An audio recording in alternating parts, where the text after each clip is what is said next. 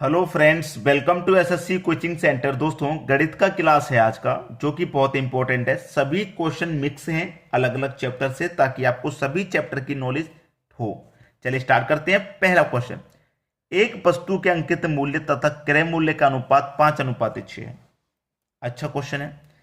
यदि 10% छूट दी जाती है तो लाभ कितना प्रतिशत होगा? देखिए, एक होता है कॉस्ट प्राइस, एक सेलिंग प्राइस, एक मार्क प्राइस। क्लियर है? ये बात आपको अच्छे से पता है।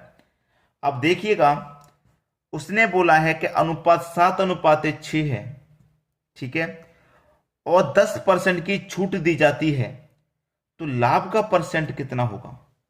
लाभ का परसेंट कितना होगा, उसने ये बोला है।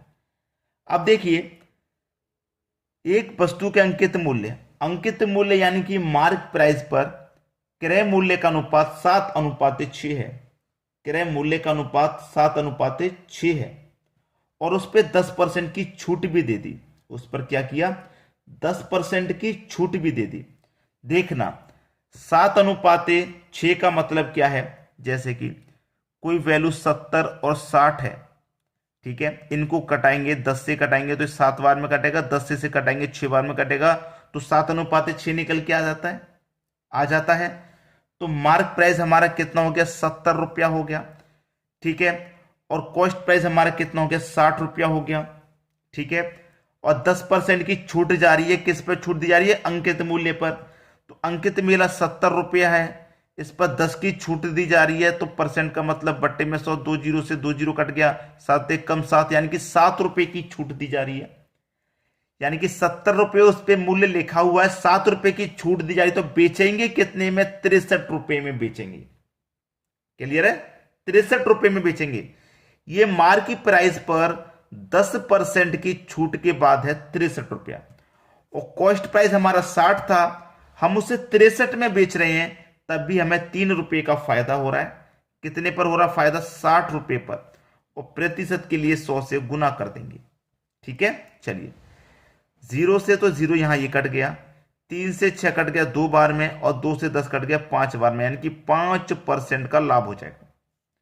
बी ऑप्शन बिल्कुल सही जवाब। चलिए अब देखेंगे अगला क्वेश्चन।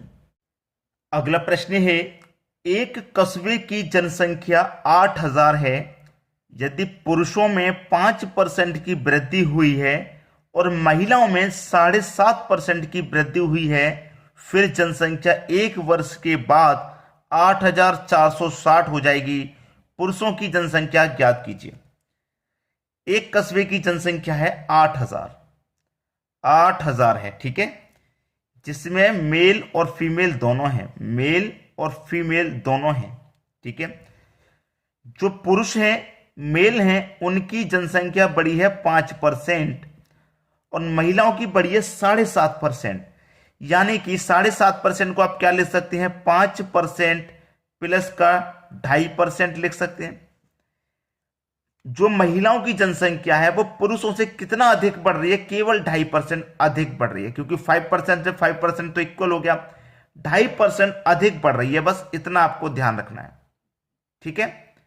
अब देखिए, पहले तो मैं ये निकाल लेता हूं कि टोटल जनसंख्या हमारे पास 8,000 है, पुरुषों की 5% बढ़ गई। 5% का मतलब कितना बढ़ गई? 5% का मतलब बटे में 100, 2 जीरो से 2 जीरो, 8 का गुना 5 से करो 40, और एक ये जीरो, यानी कि 400 हो गया, ठीक है। देखिए, कोई जनसंख्या 8,000 थी, 8,000 से 8,460 हो गई, तो 400 तो ये पुरुषों की बढ़ गई, और जो 60 है इसका मतलब वो महिलाओं की है।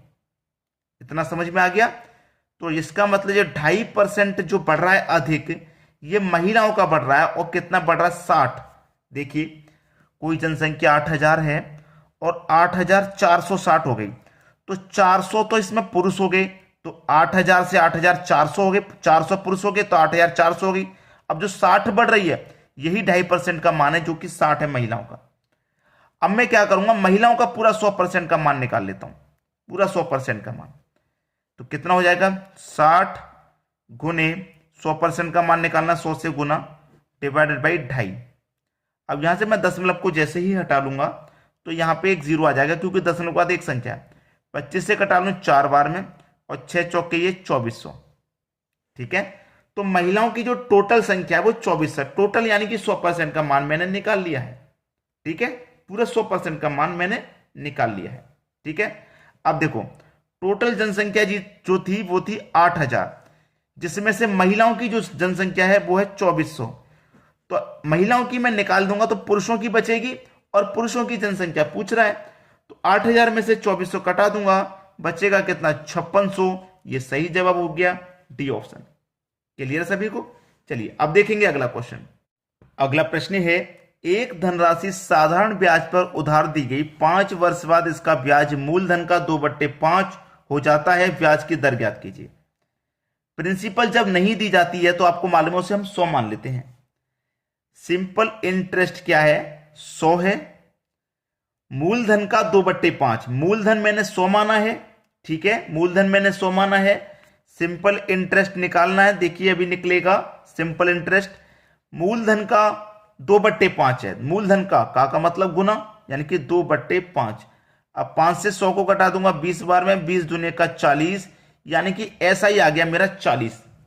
अब देखिए फॉर्मूला जो होता है सिंपल इंटरेस्ट बराबर PRT/100, इसमें वैल्यू को रख देंगे क्योंकि ब्याज हमारे पास 40 का है। प्रिंसिपल हमने 100 माना था। रेट निकालना है, टाइम 5 वर्ष का है, बट्टे में 100 है, तो 100 से 100 तो ये कैंसिल हो ही गया, और 5 8 40, ये 8 बार में कट गया, तो रेट निकल के आया 8% का। पहला ऑप्शन सही हो गया। चलिए अब देखेंगे अगला क्वेश्चन।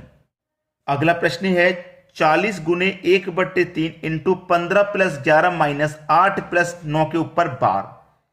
अगर ये बार का साइन नहीं होता, ये बार का साइन नहीं होता तो क्या करते? ये प्लस प्लस वाली संख्याओं को जोड़ के माइनस वाली को घटा देते, लेकिन बार का साइन होने का मतलब क्या है कि हम इन दोनों को जोड़ेंगे। 40 × 1/3, 15 + 11 माइनस का 17, 8 और 9 17। बार का साइन है इसलिए जोड़ेंगे, तो प्लस माइनस माइनस का आ जाएगा। 40 × 1/3, 15 और 11, 26, 26 में से घटा दो 17 को, कितना बचेगा भाई? 9 लिख दो यहां पे। 3 त्रिक का 9 कट गया, 40 का मल्टीप्लाई 300 हो जाएगा, आपका आंसर 120 हो जाएगा, सी ऑप्शन। क्लियर है? चलिए अब देखेंगे अगला सवाल। अगला प्रश्न है 101 का होल स्क्वायर माइनस 99 का होल स्क्वायर का मान क्या है? अब आप इसे देखें कि ए और ये बी हो गया कि नहीं हो गया, तो ये क्या होगा? ए का स्क्वायर, ये हो गया बी का स्क्वायर, और बीच में माइनस है, तो ये क्या हो गया? ए स्क्वायर माइनस बी स्क्वायर।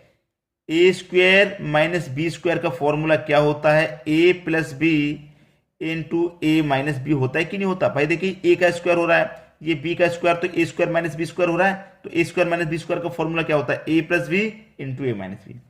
तो ए प्लस बी कर दो, ए प्लस बी यानी कि ए आपका 101 और 99 आपका बी हो गया, तो दोनों को जोड़ेंगे भैया, जोड़ेंगे कि नहीं? ए आपका 101 है, बी आपका 99 है, दोनों को जोड़ेंगे, इनटू ए आपका 101 है माइनस बी आपका 99 है, घटा देंगे। 101 में 99 जोड़ेंगे भैया 200 हो जाएगा, 200 हो गया। 101 में से माइनस कर देंगे 99 तो 2 बचेगा, 2 बचा। 200 का गुना 2 से कर दूंगे तो 400 हो जाएगा, क्वेश्चन खत्म। डी ऑप्शन सही जवाब। चलिए अब देखते हैं अगला प्रश्न। अगला प्रश्न है यदि ए के बट्टे में 9, बी के बट्टे में 11, सी के बट्टे में 13 है तो ए प्लस बी माइनस सी बट्टे बी बराबर क्या? भाई ए के बट्टे में 9 का मतलब क्या है? ए का मान 9, बी का मान 11, सी का मान 13 है, इसमें रख दो। ए का मान 9, बी का मान 11 और सी का मान 13 बटे में बी का मान जो कि 11 है। 9 और 11 20, 20 में माइनस कर देंगे 13 तो बचेगा 7 बटे में 11, 7 बटे 11, बी ऑप्शन हो गया सही जवाब। क्लियर है? चलिए अब देखेंगे अगला प्रश्न। अगला प्रश्न है यदि x प्लस 1/x बराबर 3 है तो x की पावर 4 प्लस 1/x की 4 का मान ज्ञात कीजिए।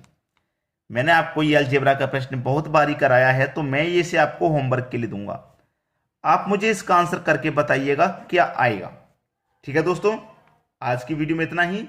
वीडियो देखने के लिए बहुत बहुत धन्यवाद।